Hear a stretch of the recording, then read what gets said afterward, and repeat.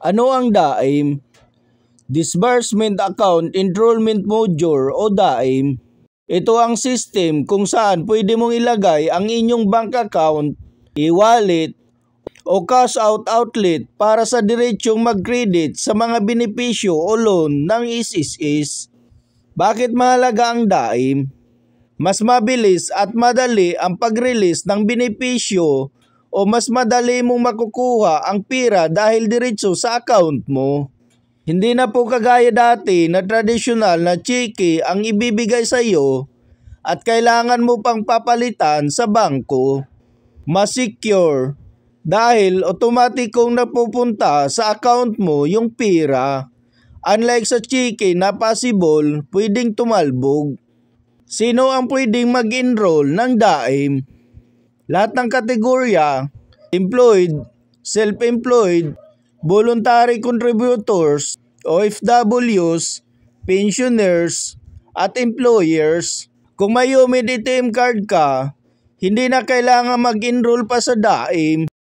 Paano mag-enroll sa DAIM?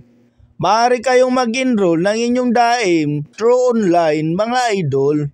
Mag-login sa My SSS website o SSS mobile app. Sa e-services, piliin ang Disbursement Account Enrollment Module. Sa mga di pa alam paano gawin ito, may nakabukod po akong tutorial video tungkol sa kung paano mag-enroll ng DAIM sa SSS mga idol. Sa pag-enroll ng DAIM, kailangan nyo pong ihanda itong mga sumusunod.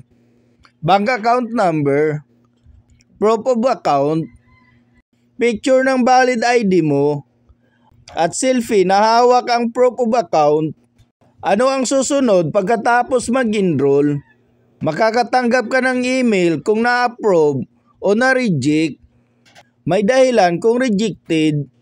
Pwede bang magpalit ng account sa DAIM? Oo, maaari mong palitan ang DAIM pero may ilang patakaran at proseso na dapat tandaan. Kailan pwede palitan? Bago pa ma-approve o hindi pa na-approve ang iyong unang enrollment, madali mong matitigil o mababago ito sa DAIM menu ng My SSS o mobile app. Kung tapos na itong ma-approve, kailangan mo i-deactivate ang kasalukuyang account. Pagkatapos ay mag-enroll muli ng bago. Tips at paalala mga idol. Siguraduhin na aktibo at tama ang iyong bank e-wallet account. Iwasang naka-dormant, joint account, o dollar foreign currency.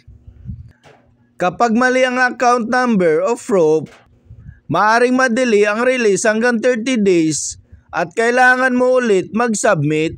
Kung gusto nyo ng mga tips and updates na kagaya nito, subscribe for more. Thank you for watching.